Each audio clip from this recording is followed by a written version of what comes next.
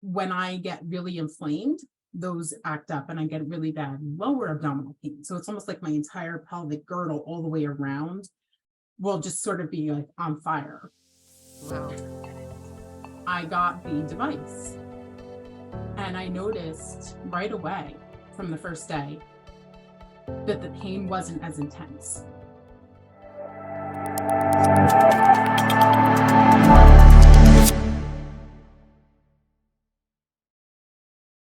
Hey, Kelly, thanks for coming to spend some time with me today, my friend.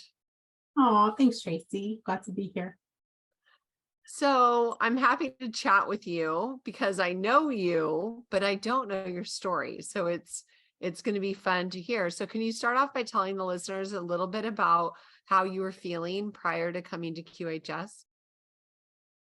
I wasn't feeling good. I was going through a lot of emotional upheaval related to back in 2017, my father passed away very suddenly.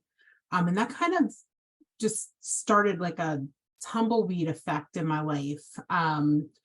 Just a few short months later, my goddaughter started attempting suicide, and I took her in because her parents didn't know how to deal with her. So I took her in and rehabilitated her, got her back into school, and but it was so strange because I don't have children. So I had never had to play the parental role. And now I have somebody who's in crisis, who's, actively suicidally, trying to commit suicide. So it was really hard for me because I had gone from just being sort of like a close friend and mentor to her to having to be like, no, you need to be home at a certain time. You can't turn off your tracker. I need to be able to find you. Having to take the car keys away from her when she was, not acting the way she should. And I was, working in the PACU in a hospital. So I was always at work or always on call. And like, I'd be at work and I'd get a phone call and I'd be like, oh my God, am I going to hear she's dead or something? It was so stressful for me. And I'm trying to manage all this stuff. And, it was just like one thing on top of another. And then I was having some problems at work. I was reporting some safety concerns, and they don't like when you report safety concerns. They'll say that they want you to, but they don't really want you to because they don't want people to know that there's problems, and then they have to address money issues and all these other things. And, it's all part of, Rockefeller medicine and stuff. So I was trying to manage all this stuff, and then COVID hit, and I got sick sometime around March 18th. So I was like one of the first people in my entire hospital that got sick. My sister and I were both sick, and we don't know where we got it, how we got it, who we got it from. And my employer harassed me the entire time I was out sick. Luckily, I never had to go to the hospital, but I was short of breath. I couldn't breathe. I would have like these coughing fits. I was exhausted. I could not function. And I ended up being out for like 6 weeks. Wow. When I came back, they were forcing me to come back. You have to come back. You have to come back. We need help. I come back, and 2 days later, they let me go. Saying that now they don't need me, that there's not enough work to go around. That's weird. Yeah. So then that added like a whole nother layer to like my stress. And I found another job right away. It took me, I think 5 weeks or something like that to find another job. And I was back at it again. And then I was working for an assisted living facility, and I started out just as a nurse, and I was so happy because I had like a Monday through Friday, 9 to 5 type of thing. And I was like happy go lucky. And then my manager, who was the director of nursing, went out on maternity leave and never came back. So they just sort of put me into the position because I was already sort of filling in for her, doing her job as well. So then I went into this, lifestyle where now I'm on call 24 hours a day, in charge of the entire facility. I'm working from like 8 o'clock in the morning till like 9, 10, 11 o'clock at night in the facility. Then I'd come home, I'd go to sleep, and I'd be getting 3 or 4 calls a night with, problems. And then I saw the crap that happened with COVID, and especially when the vaccines came out. And I mean, I witnessed some really horrific things, and it messed with my mind, and I couldn't abide by it. I didn't go into nursing to do harm to anybody. I always Mhm. wanted to be the person teaching, the person helping, the person holding the hand, the person on the other side of the bed that had compassion. Because these doctors will just walk into the room and say, oh, by the way, you have cancer, you have 2 months to live, and then walk out the room. And then who's left to pick up the pieces? Me. They're Wow. sitting in there crying their eyes out because they think they're ready to die. And I'm like, no, there's options. There's options. Don't lose hope. But I saw them like hold down elderly people who were saying they didn't want the vaccine and hold them down against their will and vaccinate them anyway. Wow. And something just inside of me just sort of died. I'm like, I can't do this. I did not sign on for this. This goes beyond just having to make people wear masks and take two stupid tests that they don't need. It's violating their civil and human rights. I would never, ever force somebody to do anything that they didn't want to do. I was always to say, okay, well, you're fine to refuse the medication and the treatment. Let me explain to you, the ramifications that might ensue if that's the case, the course you choose to go. Let me explain how this medication works in your body. And then when I'm done, feel free to still refuse. I have no problem. But then I've done my due diligence and I've told you what can happen if you don't take that. There was none of that. It was, they tackled this like 90-pound woman who was like 98 years old with dementia, who had this moment of clarity saying, no, I don't want this shot. I don't want COVID shot. Do not vaccinate me. And like 8 people tackled her, held her down and shoved the needle into her arm. And I couldn't. I turned in my resignation. Good for you. There was all that. And then I just decided I'm never going to work for another company where when with my morals and ethics don't align, I'm just not going to do it. Good. So 2 years later, I didn't have a job because I realized very quickly that it wasn't just the fact that I wouldn't take the vaccine for myself. It was, I would go on an interview and I'd be like, no, it's just more of the same, Yeah. So that was the psychological impact. And then there was the physical impact. When I started working for a group, well, it wasn't a really group, it was a children's specialized hospital. I came in and I knew I was going to be going to nursing school, and they offered me the hepatitis B vaccine. And I thought, well, I'm going to be a healthcare worker. Hepatitis B is really prevalent among healthcare workers. You get a needle stick and it's very likely you can get hepatitis. You come in contact with somebody's blood. It's extremely contagious. And I thought, well, I should protect myself, So I allowed them to give me the 3-series shot. Now, this is going back to, say, the early 2000s. I didn't know back then how dangerous vaccines were for you. But I can tell you, and I didn't recognize this until later on when I was in nursing school, with each successive shot, I had more and more side effects. But they come on insidiously, you don't realize that that's what it's from. So you don't put the connections, make the connections and connect the dots. And I made it all the way through nursing school. And, or I should say, a couple of years later, I get to my clinicals. It's like 3 years after I took this series of vaccines. And I had to get revaccinated for chickenpox because when they did my titer, it didn't show that I had any antibodies. Now, I had really bad chickenpox when I was a little kid, but I hadn't come in contact with anybody with chickenpox or varicella since I had been a child. So of course, the body is super smart. It's not going to waste time making antibodies for something you haven't been in contact with in a long time. It's going to focus all of its, energy and activities to preserving life and cleaning up the toxins and all these other things. So I was naive enough at the time to say, okay, I'll take the vaccine. Well, I took that varicella vaccine, the booster, and my health just went. I came down with the worst, like eczema type psoriasis skin. I had these dry patches all over. I was itchy. they would just pop up in all these weird places. And I had the worst back pain. It was honestly like somebody took a hot poker and shoved it into like my lumbosacral spine and was just going like this with it. It didn't matter if I was sitting, if I was standing, if I was laying. I could not even turn over in bed at night while I was asleep without waking up to like take 10 minutes to change positions. That's how bad it was. I was on like 4 or 5 different types of anti-inflammatories. I was on Percocet. I was on Flexeril. I was sleeping on the floor on a heating pad.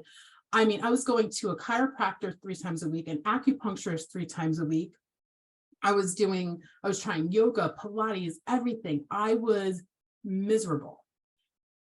I ended up going on vacation with my sister to Orlando. We went to Disney World. And obviously I have really fair skin.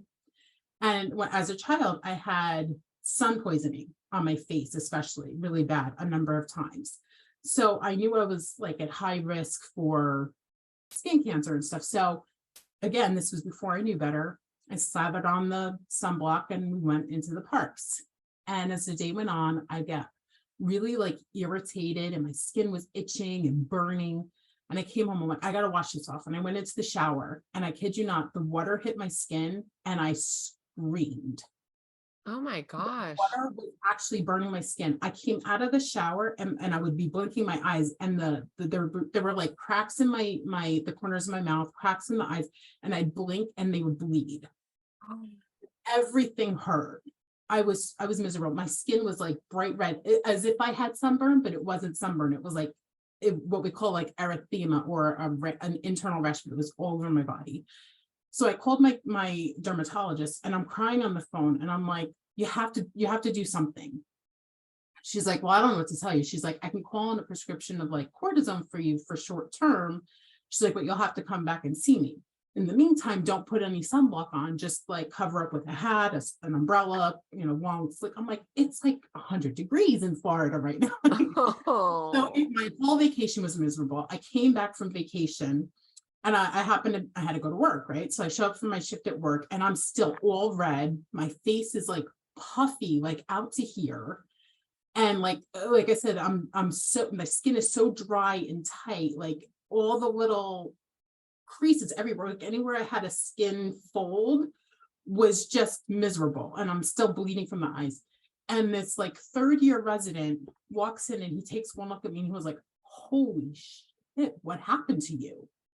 He's like, you're having some kind of like allergic reaction or like autoimmune response or something. Like you need help. He's like, I need to give you like a shot of like prednisone or something. He's like, because you look like you're about to, like your circulatory system's going to collapse. Because I did not feel good at all. And so they started putting me on all these different medications and I was having migraines and I mean, my nose was all stuffed up. I was miserable. I couldn't move. I couldn't laugh without hurting. It was terrible. I eventually said, you know what? None of this allopathic medicine is working for me. And I went and I found a naturopath. And I walked into her office. She had me bring all the supplements and vitamins and creams and all this other stuff in a bag. And I walk in and she's like, I don't know what you're eating, but whatever's going on with you, I guarantee you is diet related. She's like, let's start there. She put me on a complete elimination diet. The only thing I could eat or take in, I had to juice leafy green vegetables and I could sweeten it with just like a squeeze of lemon for 6 weeks straight. Wow. I was miserable the first few days because I went from like this standard American, incredibly high carb filled diet full of processed foods to just juicing leafy greens. I was hungry. I was starving. I was just like, I just want a burger or something, I would die, yeah. That first week, I was halfway out of my bed and on my way to the bathroom, and I stopped. And I'm like, wait a minute, how did I get here? I literally stopped in the middle of the hallway on my way to the bathroom, and I couldn't figure out how I had gotten from my bed to that point. without like taking that like 10 minutes to turn and get out of the bed and adjust. I just kind of threw the blankets out and jumped up and went. I was like, I don't have pain. I was like, wow, so that was like my first real like aha moment. And then by 2 weeks into it, I had all brand new baby skin. I wasn't red anymore. It was soft. It was hydrated. It was just like brand new skin all over my whole body. And obviously over the course of the 6 weeks, I dropped probably 30 pounds because I wasn't getting all of that like garbage, and I was probably just whooshing, all that water weight out, and I thought, wow, like I've been doing this all wrong my whole life. I never knew about these things, and that was kind of my start to a healthier lifestyle. And so I would do these like water fasts. I started small and I would do like 2 or 3 days, and then I worked up to a week, and then eventually worked up and did like a full month. And I would do a month-long water fast yearly. And on like the changing of the seasons, I would do a week-long one. And then I sort of changed it up, and then I did like an intermittent fasting program for like 5 days. I'd fast water, and then I'd eat on the weekend, so I could just eat whatever I wanted to, or I would do 16-8, or I changed it up and changed things around, and I followed more of like a low carb ketogenic type of diet for a real long time.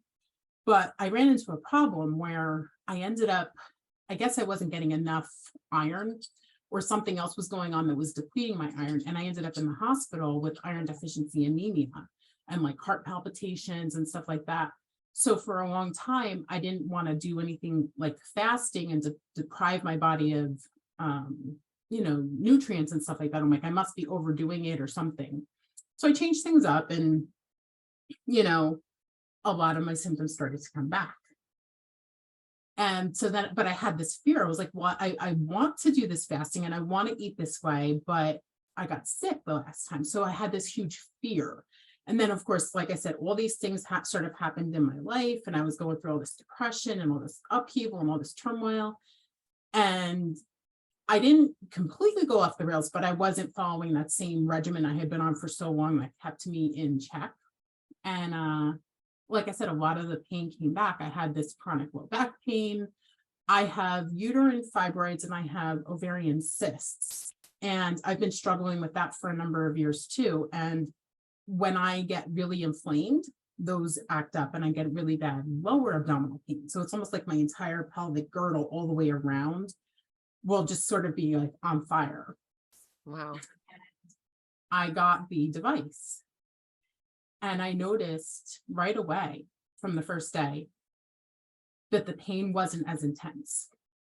And I've always been an insomniac. I've always been like a night owl. I could sleep like mostly throughout the morning hours and just get 2 or 3 4 hours of sleep and be fine.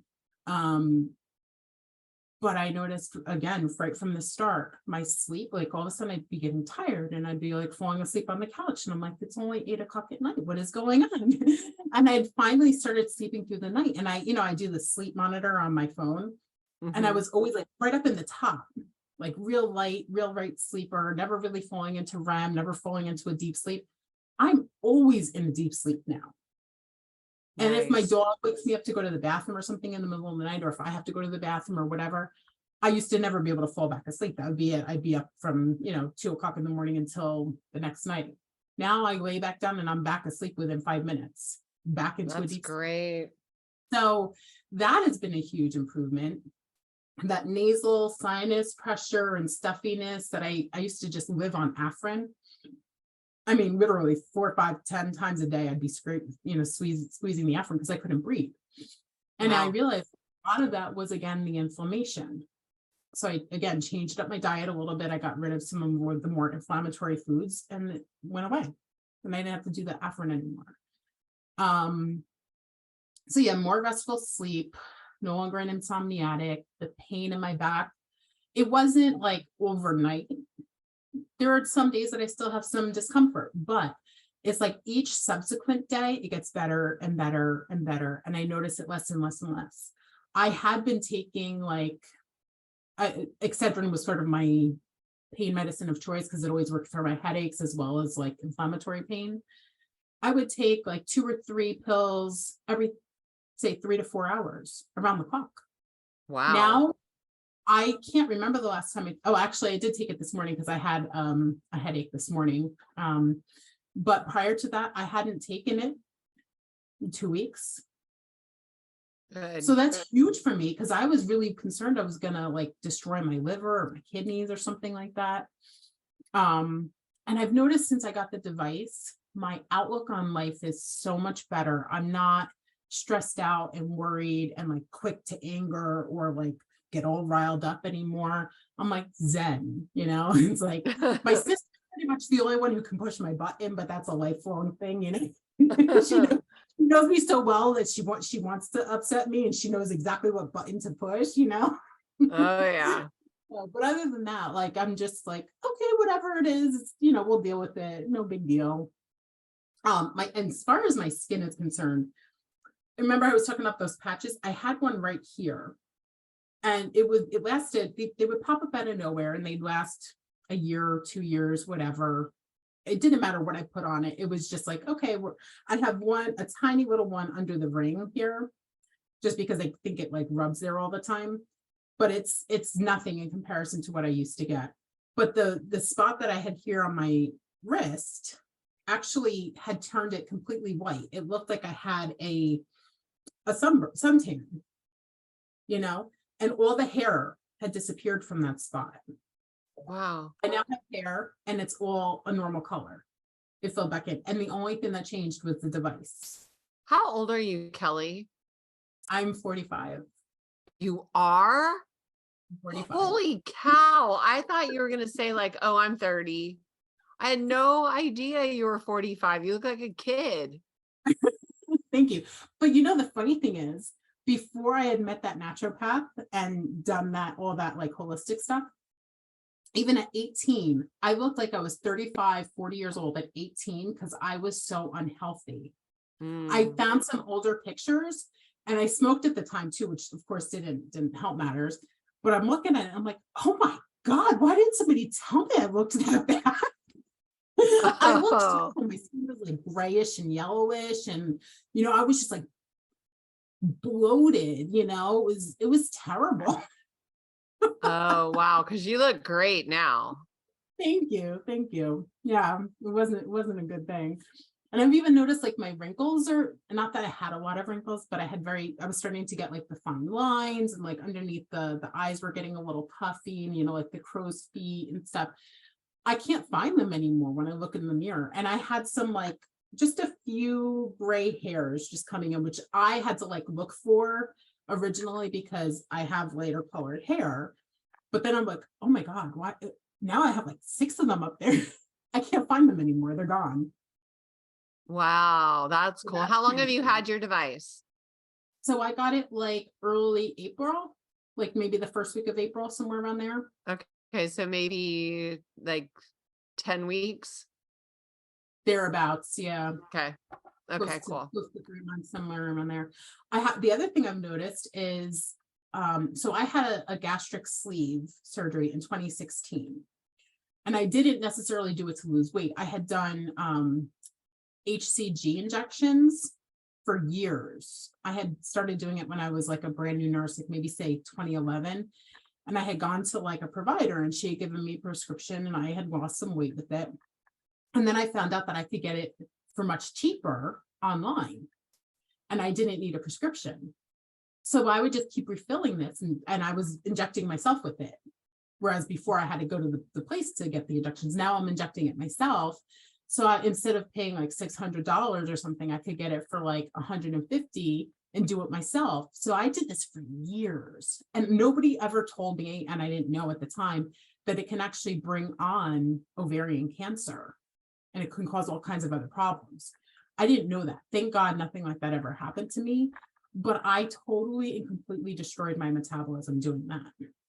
Because it got to the point where my body got so used to functioning on 400 to 500 calories a day that if I tried to come off of that or eat above that 400 or 500 calorie mark, I just gained weight and gained weight and gained weight. So I couldn't eat normally anymore. So I literally had to do the surgery to fix my metabolism. So like people were like, well, you had the surgery, you're not really losing that much weight. I'm like, I don't care if I'm not losing weight. At least I can eat like a normal person now. Like I don't have to like eat, you know, a teeny little thing of popcorn, and that's my whole intake for the whole day. You know, like I just want. Wow. But the biggest problem I had after I had my gastric sleeve, I could not drink water. When I first had the surgery, I had so much pain drinking water. And some people, like when the lower esophageal sphincter opens up, when you take a sip of water, the water would like sort of fall and hit the incision line, and it would cause pain. So that was that. And so I could drink, like I could take some Jello or something and swallow Jello, or something like thickened, like a protein shake or something like that. And because it was thicker, it would sort of slide into place instead of like splashing against the incision line. But my other problem was that I could either drink or I could eat, because I had such a restriction. And for such a, even up until this past year, I'm one of those people, like if I have food, I cannot drink at the same time. I can, like, if I go out to a restaurant, I don't even bother, or I didn't bother getting a drink to go with it. I would just get a small glass of water just to take a sip here and there, because if I would try to eat and drink at the same time, I couldn't finish my food, or I'd be like so like full up to here, you know, like swallowing to keep it down. So, and then I'd stay full for such a long time, like sometimes 4 or 5 hours after eating, where I couldn't drink any water. So I was chronically dehydrated for so long, years. And after I got the device, one day I was like, man, I'm really drinking a lot of water today. And then I did the same thing the next day. And then I did the same thing the next day.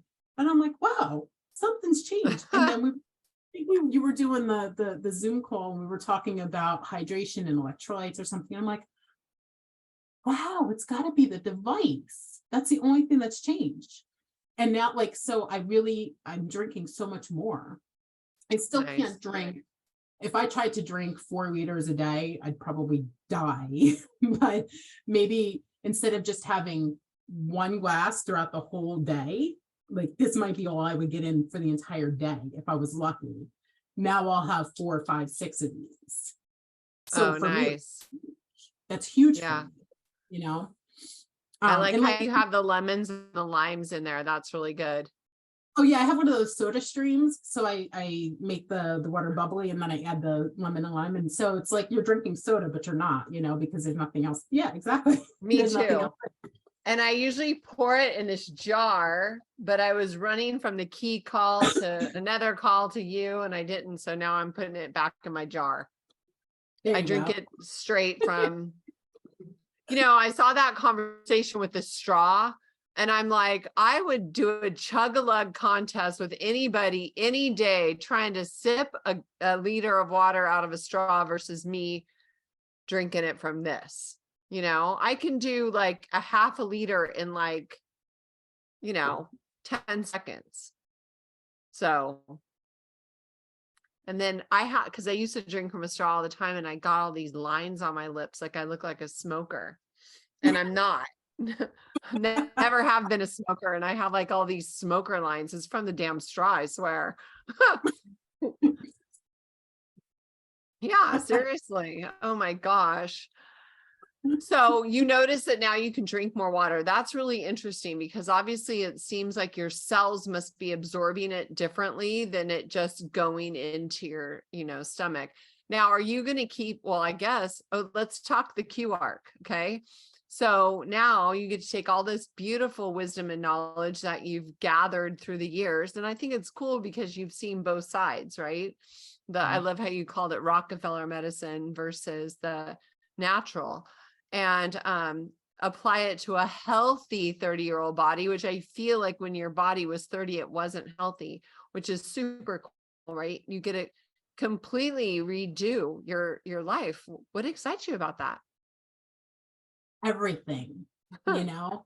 The funny thing is, I was always very active.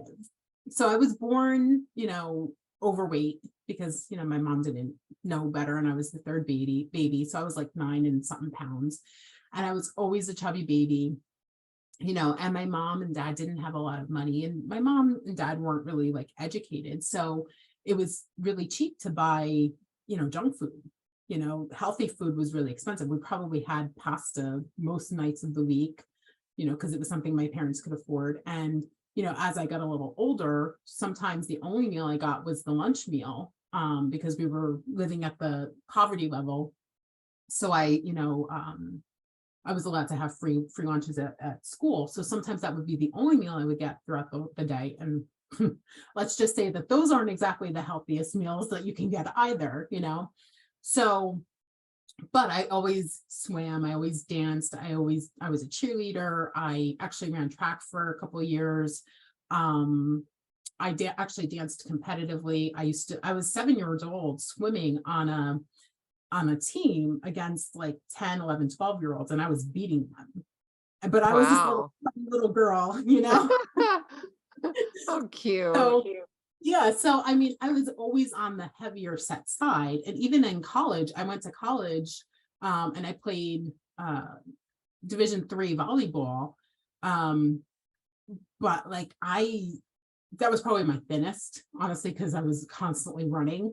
But I was always really healthy. So that was the only thing that kept me in check. Once I kind of left for college and I wasn't getting that same level of intense physical activity every day, I started to really kind of balloon. It got up to the point, I don't think I've ever said this publicly to anybody, but it happened to be in my diary, and I was like 280 pounds at my heaviest. And how tall are you? I'm only 5'9". Oh, that's tall though. It is tall, but at 280 pounds, like I was a heifer. Oh.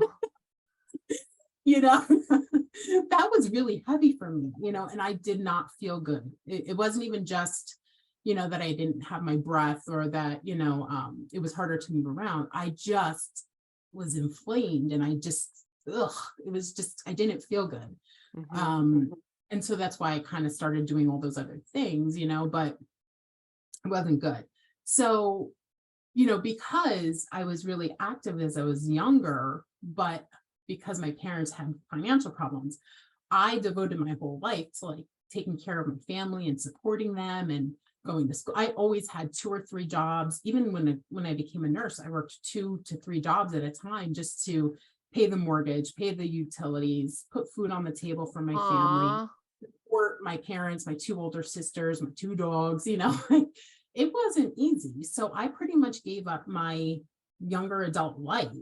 And then by the time I finally became financially like independent and secure, then all this stuff with COVID happened in my job, and like I was kind of pushed right back. And so like I never really had a chance to like go out and date or just party and have a good time. Not that I'm a partier, but like when my friends were all out going to clubs and hanging out, I was working or I was studying or in class or at clinicals or something like that. I just never had that experience. So I never got to meet a potential mate, because by the time I got to the point where I was able to actually go out and have a life, all my friends were married and had children already, so they weren't going out anywhere.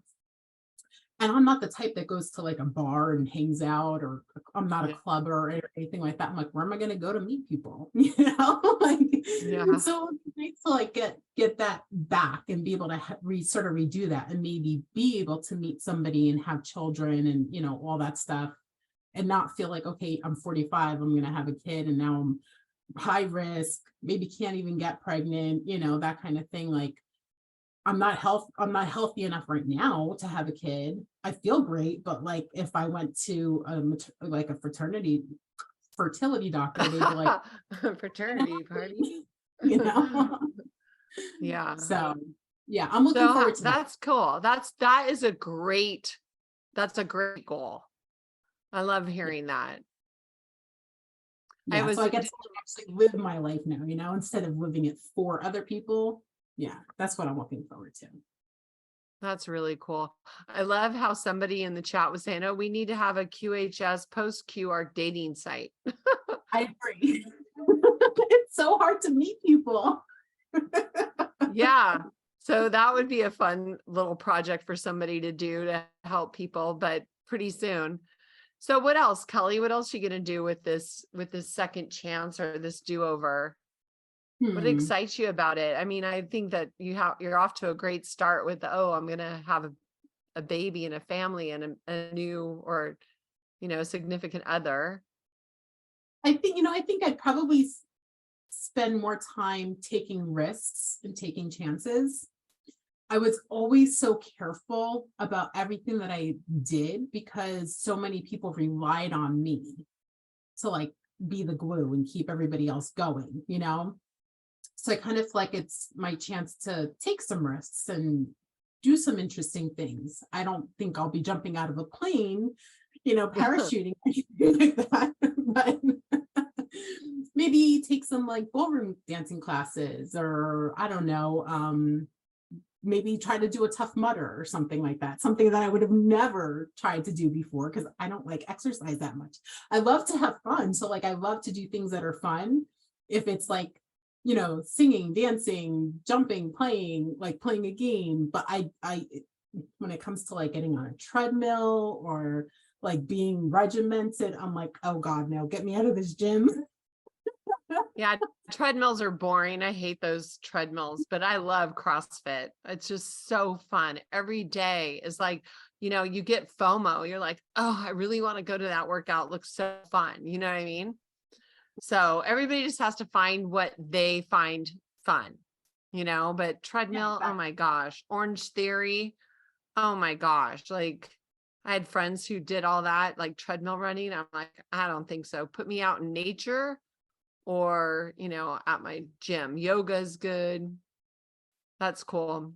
Kelly, I want to also thank you for being such a wonderful asset to the admin team. I love your postings and your great explanations, and I can just hear your voice when I read your words, and it's just super fun. Oh, that's so sweet. Thank you. Yeah, you're awesome.